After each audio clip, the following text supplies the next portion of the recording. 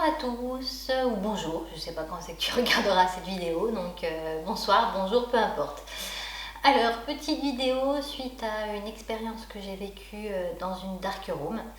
Je suis rentrée ce matin, donc voilà, j'avais prévu d'attendre quelques jours avant de la faire, et puis je me suis dit en fait je vais la faire à chaud, voilà, parce que je pense qu'au niveau émotionnel ce sera voilà, plus simple vu que je viens d'en sortir que de m'y remettre dans 2 ou 3 semaines. Alors, du coup, déjà une dark room, c'est une retraite qui se fait dans le noir complet. C'est une méthode qui est beaucoup pratiquée en Inde, en Allemagne et au Canada aussi. Et du coup, pourquoi j'ai fait cette dark room? Je suis tombée sur un podcast il y a 1 mois et demi environ d'un homme qui avait fait du coup une dark room en Allemagne. Bon, alors lui, quand tu écoutes ta podcast, pas du tout, tu vois, c'était pas le bon trip pour lui. Il n'a vraiment pas, voilà, c'est comme il dit, selon lui, l'expérience de trop. Et je me suis dit, tiens, le dark room, c'est quoi? Donc, en général, je suis assez curieuse, donc je vais regarder sur internet, je vois une retraite qui se fait complètement dans le noir. Je me dis, tiens, intéressant, moi j'ai jamais fait de retraite, tiens, ça me botte bien du coup, quoi. Et je tombe sur un centre du coup en France, qui est d'ailleurs à 1 heure de chez moi. Je me dis, bah tiens, je vais faire un mail et puis je verrai du coup, quoi. Donc je fais un mail voilà, en disant que voilà, je suis intéressée pour faire une retraite dans le noir. Puis voilà, j'attends le retour que j'ai dû avoir le lendemain ou 2 jours après en me disant qu'il y a 1 an d'attente, que donc ils me mettent sur liste d'attente. Je me dis, bon, à la fois, moi dans le noir, vu comme j'ai peur du noir, je pense que Céline, c'était un projet bien trop ambitieux pour toi. Il n'y a pas de hasard, du coup, quoi, passe à autre chose, mais ça de côté, c'était pas réfléchi, voilà, ça permet aussi de relativiser, et voilà, permettre d'avancer sans être trop déçu, du coup, quoi. Voilà, je passe à autre chose, du coup, je sais pas, 1 semaine passe, 2 semaines, 3 semaines, et puis là, je reçois un mois, ouais, il y a 1 mois, je reçois du coup un mail, bah, Céline, il y a eu une annulation, quelles sont vos dates, pour voir si ça concorde avec les disponibilités de la chambre. Donc je regarde mon agenda, je dis bah tiens déjà combien de jours je vais partir, parce que ça c'était la question que je ne m'étais pas posée. Donc je me dis allez 5 jours. Donc j'envoie mes dates du lundi 31 janvier au samedi 5 février du coup quoi, parce que c'était voilà, la semaine où j'avais pas de. Voilà, j'étais dispo, j'avais pas de rendez-vous professionnel, donc je me suis dit ok parfait. Et elle me répond dans la foulée en me disant bah allez c'est bon, bah payez par virement et on vous retient la chambre. Et là je me suis dit oh putain, angoisse. Céline, dans le noir complet pendant 5 jours, as-tu bien réfléchi? Après, je me dis, voilà, il n'y a pas de hasard, ça s'est annulé, donc bon, du coup, on y va. Donc le jour J arrive, donc lundi dernier, enfin du coup lundi 31 janvier, parce que si vous regardez la vidéo dans plusieurs semaines, voilà, donc lundi 31 janvier arrive, du coup, quoi, j'arrive. Alors déjà, avant de commencer, tout ce qui sera dit dans cette vidéo, il n'y a pas de vérité universelle. C'est pas parce que Céline elle a vécu sa dark room de cette manière que tout le monde va la vivre de cette manière. La preuve, le podcast que moi j'ai regardé du coup, lui ça a été l'expérience de trop, pas pour moi. Donc c'est vraiment à prendre à titre d'information, certainement à titre de curiosité, mais surtout pas du coup d'en faire une vérité absolue, parce que c'est juste ma vérité que je vais vous délivrer dans cette vidéo. Donc voilà, c'est important aussi de le préciser. Donc j'arrive lundi, du coup, 4h moins quart, du coup, quoi. Un guide me reçoit, elle m'explique un petit peu comment fonctionne le repas. Donc moi j'étais partie sur 5 jours et j'étais partie avec l'alimentation, petit déjeuner et repas du soir. Ça me permet de gérer en fait le début de la journée et la fin de la journée. Et vu que voilà, je mange pas énorme, je m'étais dit que voilà, un bon petit déj, un bon plat du soir, ça devrait le faire du coup, quoi. On va se rendre compte plus tard que je m'étais trompée. Mais bon, ça c'est une autre histoire.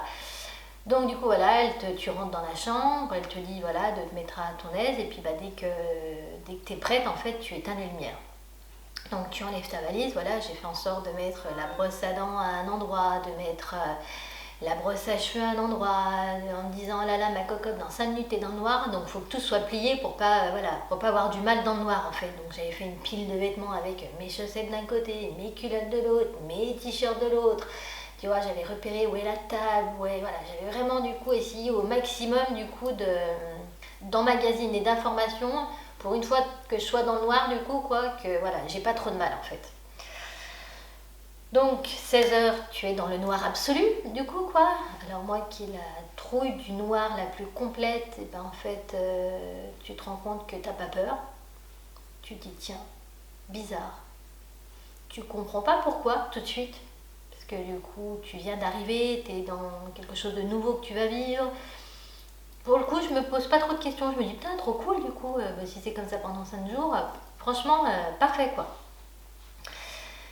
Et puis du coup, lundi passe, du coup quoi, ouais, tu découvres. Alors c'était hyper désagréable parce qu'au niveau de mes yeux, dans le noir, j'avais le sentiment, les premières heures, c'est comme si ma pupille, c'était comme un objectif d'appareil photo et que ça faisait le bzzzt, bzzzt. Et tu vois que mon œil cherchait à visualiser quelque chose, mais il n'y avait rien.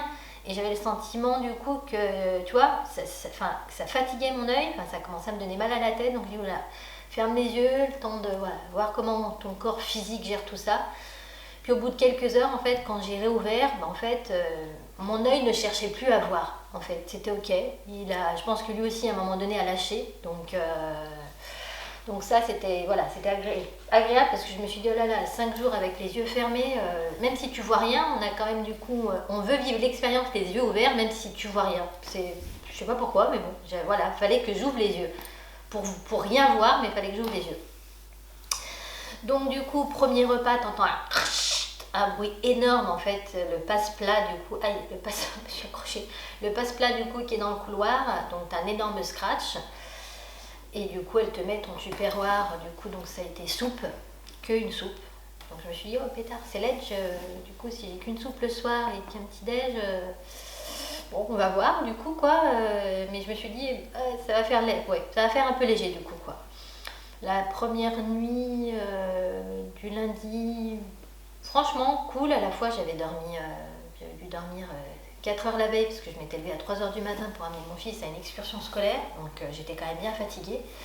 Donc j'ai plutôt bien dormi. Le matin, petit déj du coup quoi. Donc tu vas chercher ton tupperware du coup, tu gères comme tu peux du coup quoi.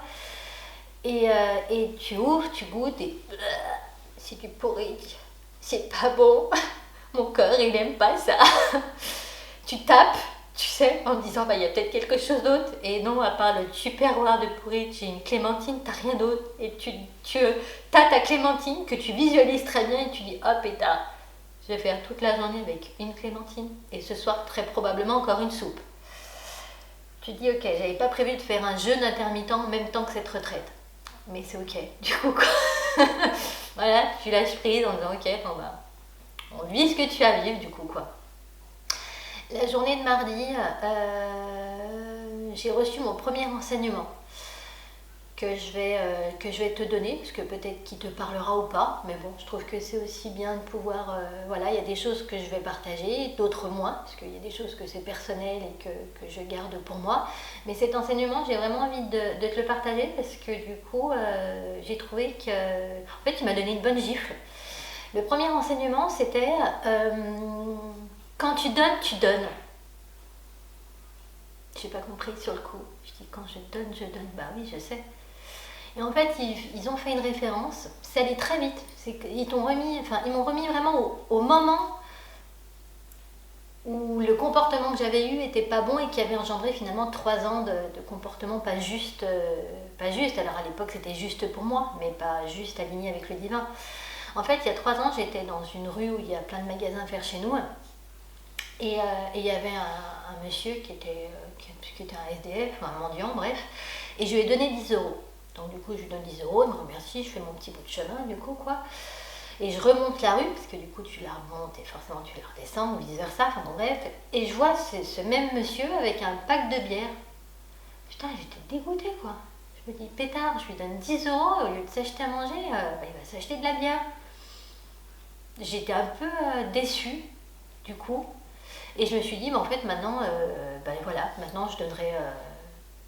je donne pas de l'argent pour qu'il achète de l'alcool, donc maintenant je donnerai soit un ticket resto, du coup, quoi, soit j'irai carrément faire des courses. Donc ces 3 dernières années, quand il y avait des gens, tu vois, en sortie de supermarché, souvent grand frais à quelqu'un, en fait, j'achetais des trucs, un sac de courses que je donnais. Ou je donnais un ticket resto, mais je donnais rarement de l'argent après ça.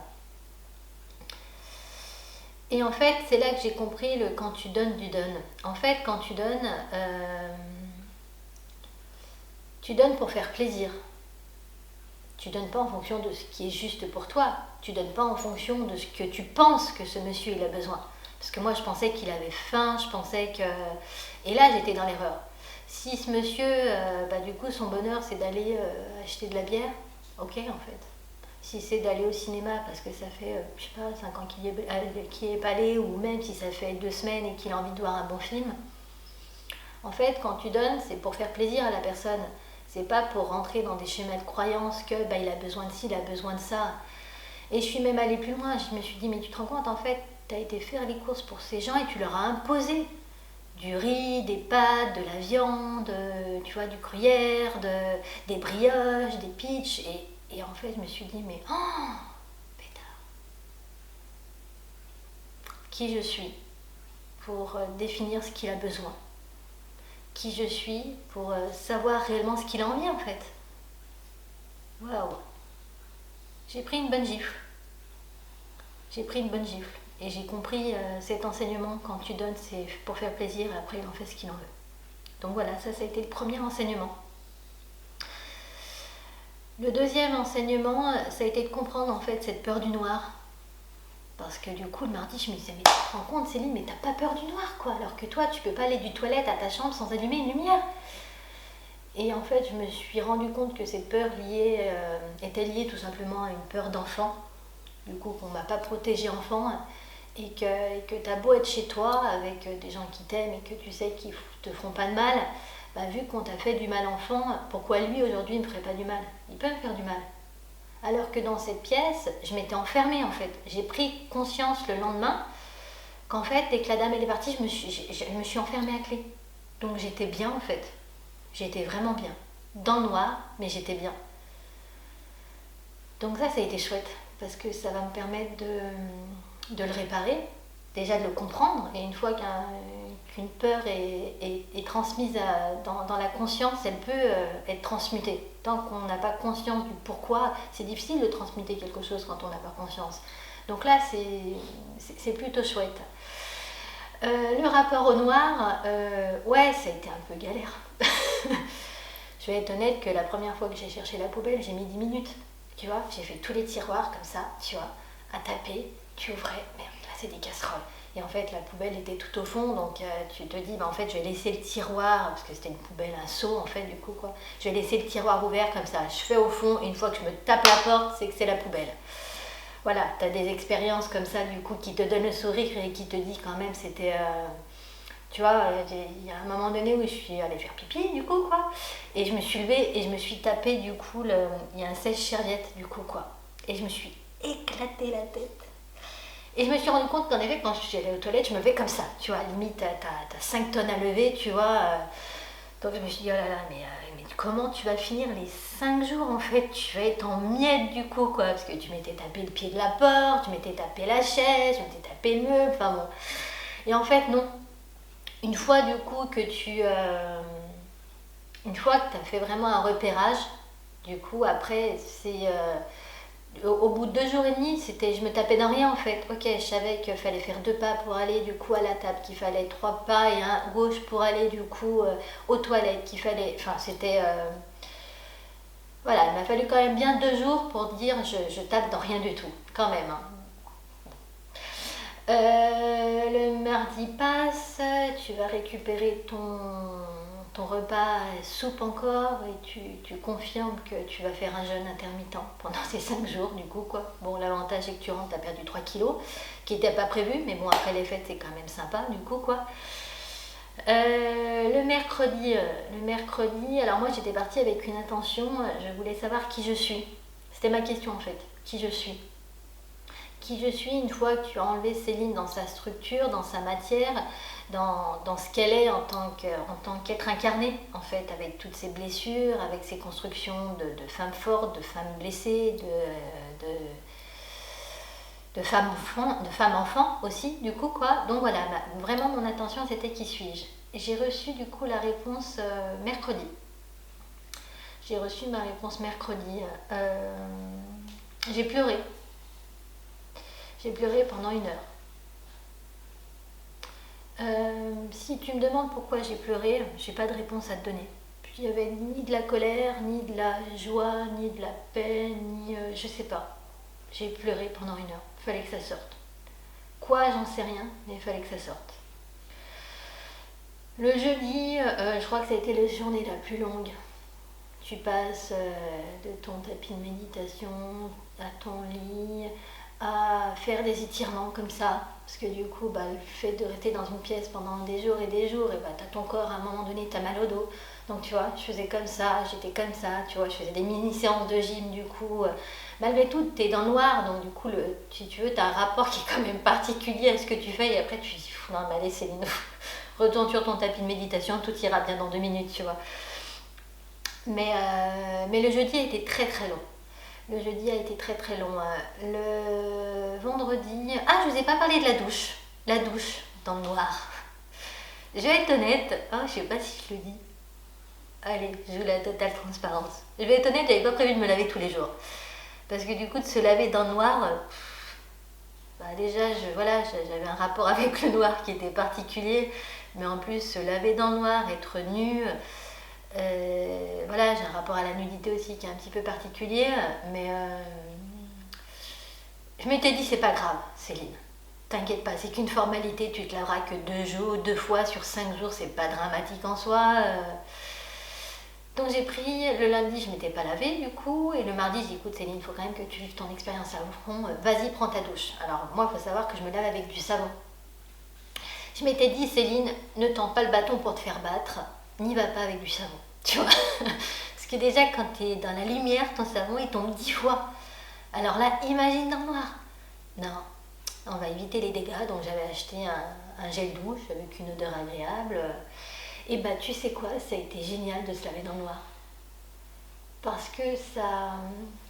T'as tout ton rapport à ton corps qui est particulier en fait. Tu vois, déjà, tu as l'eau qui ruisselle sur ton corps, tu te savonnes, pétard, mais qu'est-ce que t'es bien. C'est comme si ça te réconcilie avec ce corps. Le fait de ne pas le voir, mais juste de le sentir dans tes mouvements, dans tes... c'était génial. Et puis cette odeur de gel douche, c'est dingue comme tes sens sont décuplés. Pour dire à la fin du coup de chacune de mes douches, j'en mettais dans les mains, je frottais bien comme ça, pour bien que ça s'imprègne, je faisais comme ça, tu vois, pour que ça mette n'importe quoi. Hein. Et après quand je sortais de la douche, j'étais comme ça pendant 10 minutes. Ça sent trop bon. Ouais, percher la nana. Mais du coup voilà, du coup je me suis lavée tous les jours. Je tiens quand même à me dire du coup, d'une part c'était super agréable et d'autre part fallait tuer le temps. Et que tu quand même le temps que tu te déshabilles, que tu prennes ta douche, que tu te sèches, que tu te rhabilles, c'est une demi-heure. Donc c'est quand même pas rien. Donc voilà, c'était aussi important de partager ce moment douche qui était une vraie révélation en tout cas. Donc jeudi, je le dis, la journée la plus longue. Vendredi, je me remets sur mon tapis de méditation, du coup d'ailleurs qui est là. On s'avoue que j'ai immortalisé parce que je m'en étais jamais servi. Super agréable pour info. Du coup, je me suis remis sur ce que j'avais reçu le mercredi, sur qui j'étais. Pareil, je me suis mis en larmes, mais cette fois, il y a eu beaucoup de colère. Il y a eu beaucoup de colère parce que je trouvais que c'était injuste qu'on puisse oser me dire ce que j'étais et tout ce que j'avais vécu. Je trouvais que c'était pas juste d'avoir vécu tous ces traumatismes, et je me disais mais on peut pas me dire que je suis ça et que j'ai sacrifié en fait 30 ans de vie quoi, parce que j'ai 20 ans de grosses galères et après j'ai réparé depuis 20 ans je répare, et j'étais en colère, je trouvais que c'était injuste et que c'était pas cohérent, alors qu'en fait si, ça l'est. Ça l'est, mais après du coup tu as tout le cheminement qui se fait et tu te dis ok, oui c'est juste, mais j'avais besoin de sortir cette colère, cette incompréhension et le souci aussi c'est de savoir ça, c'est comme si toute ma base dans la matière, ma construction, en fait j'ai eu le sentiment que tout s'écroulait, que je perdais l'identité de ce que j'étais en fait. de tout ce qui me caractérise dans la matière. Une femme forte, une femme aussi fragile, une femme sensible, une femme bien cabossée. Je suis tout ça. Et le fait qu'ils me disent, en fait, derrière tout ça, tu vois, quand t'as enlevé toutes ces couches, t'es ça. En fait, ça veut dire que tout ça, là, tout ce que j'ai construit, c'est... tu sais, j'avais l'impression que c'est comme si tu prenais un petit beurre et que tu l'émiettais comme ça, et qui tombait en petites miettes. Et ça a été douloureux. Ça a été douloureux. Même ce matin, du coup, quand je suis sortie, j'ai appelé ma maman de cœur et je lui ai expliqué tout ça et je pleurais. Du coup, je pleurais parce que je lui disais que c'était injuste, qu'on ne pouvait pas dire ça et faire vivre tout ce que j'ai vécu. Je trouvais que c'était pas... Puis en échangeant, voilà, c'est ce que je disais, on comprend que c'est ok du coup, quoi, et que ça faisait partie du deal finalement. Mais c'était douloureux, du coup, quoi. Donc je passe le vendredi, du coup, qui a passé super vite vendredi. Peut-être parce que je savais que je sortais le lendemain, que c'était mon dernier jour. 5 nuits complètes, c'était bien. C'était bien. Moins non, plus non. C'est pour ça, c'était bien. Le samedi, du coup, mon guide vient toquer. On échange, on fait un peu le point. Je lui dis, écoute, je comprends pas, tu m'as pas enlevé mon téléphone portable alors que normalement j'avais regardé, tu étais censé le prendre. D'ici, vous l'enlevez pas. Elle me dit, oh, mais j'ai complètement oublié. Je lui dis, ah pétard, ça fait 5 jours que je me torture en me disant, Céline, n'allume pas ton téléphone, Céline, n'allume pas ton téléphone, Céline, n'allume pas ton téléphone. Quand on a quelque chose, c'est tentant. C'est comme si demain tu me poses un paquet de bonbons et qu'on dit, vas-y, tu vois, Céline, tu le regardes mais tu le manges pas. Bon, il est dans le placard, je m'en fous, je le vois pas, du coup, quoi. Mais là, c'est tentant. En fait, le téléphone, c'est pareil. Et du coup, on a longuement échangé pendant une demi-heure, on a fait le point, et voilà, on s'est dit qu'il n'y avait pas de hasard et que ça faisait partie aussi de ce que je devais vivre dans mon enseignement. C'est pétard, mais c'est une addiction, ces téléphones portables, c'est fou, quoi, parce que ça a été limite aussi violent d'être dans le noir, quoi, tu vois, pendant 5 jours. Waouh. Que du coup, c'est long 5 jours, tu vois, et sachant que tu as ton téléphone portable là, qui te suffit juste de l'allumer, juste pour envoyer un message, Alors j'ai craqué, j'ai quand même craqué le mercredi, je l'ai allumé, j'ai envoyé un message pour savoir si mes enfants allaient bien. Voilà, autant mon grand qui a 14 ans, du coup, voilà, maman, il comprend, autant pour ma petite dernière qui a 7 ans, c'était compliqué pour moi de... Ça m'arrive de partir, de faire des stages, mais j'appelle tout le temps, je fais des visios, on se voit, on échange quand même. Là, il n'y avait rien, quoi. Donc voilà, je l'ai allumé, je lui ai envoyé un petit message, du coup, un petit texto que son papa a dû lui présenter pour qu'elle le lise. Et après, j'ai dit, stop, tu l'allumes plus. Voilà, à un moment donné, par contre, je l'ai rallumé parce que je me suis fait mal à un moment donné là, et en fait, je sentais qu'il y avait du sang. Beaucoup de sang, et en fait j'ai dû allumer pour avoir une lampe en fait, donc j'ai pris la lampe, j'ai regardé, je me suis nettoyée avec du papier toilette, j'ai fait un pansement de fortune du coup, quoi, mais j'ai pas envoyé de message et j'étais ni sur Facebook ni sur rien du tout, mais voilà, il fallait quand même que je me soigne.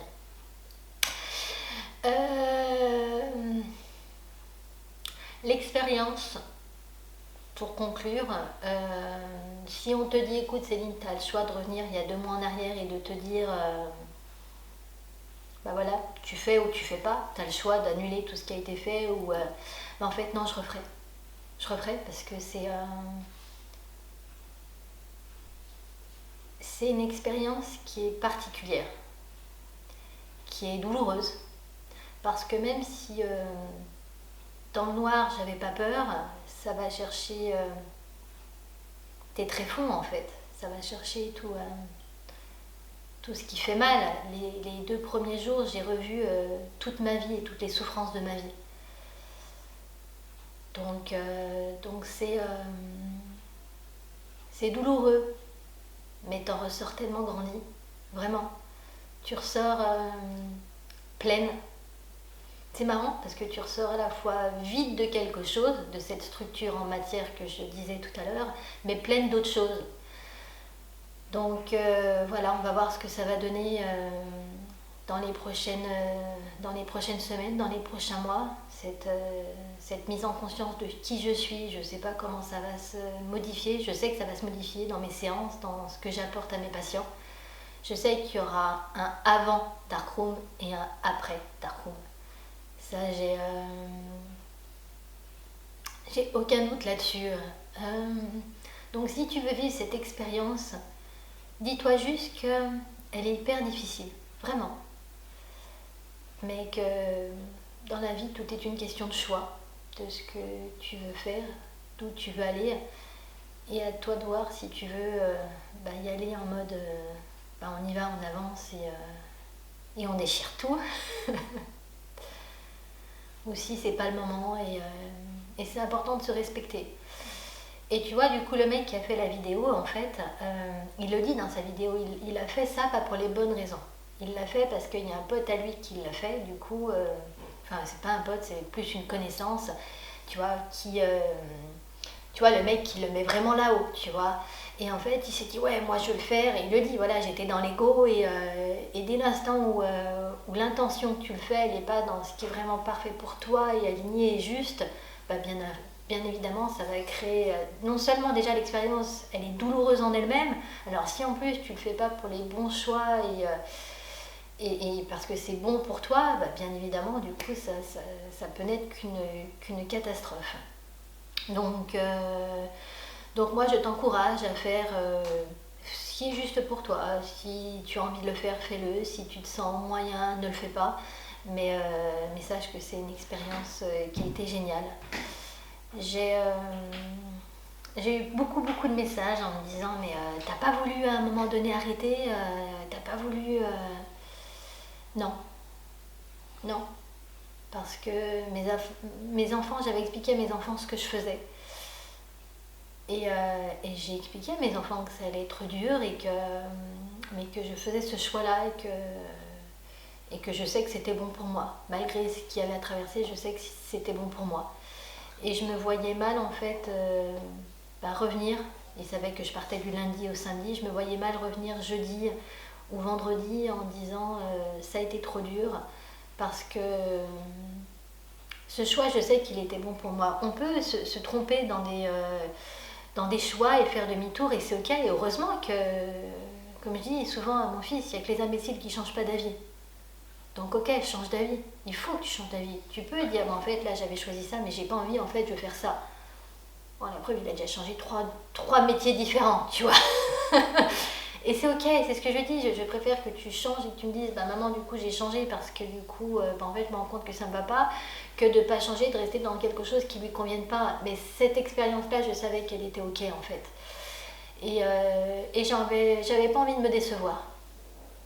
Je voulais être fière de moi et je le suis, donc ça c'est top. Et voilà, donc j'espère que ça t'aura un peu éclairé sur ce qu'est une darkroom, sur comment je l'ai vécu, sur ce que ça peut apporter, sachant que c'est ce que je disais tout à l'heure, ce que ça m'a apporté. Si toi demain tu le vis, ça peut t'apporter différemment, mieux, sous un autre angle. Mais bon, de toute façon, quel que soit le travail de développement personnel que tu fais, à un moment donné, ça peut que n'apporter. Donc voilà, j'espère que tu auras apprécié cette vidéo. N'hésite pas à me retrouver sur mon site Facebook ou sur mon site internet www.célinepirret.com.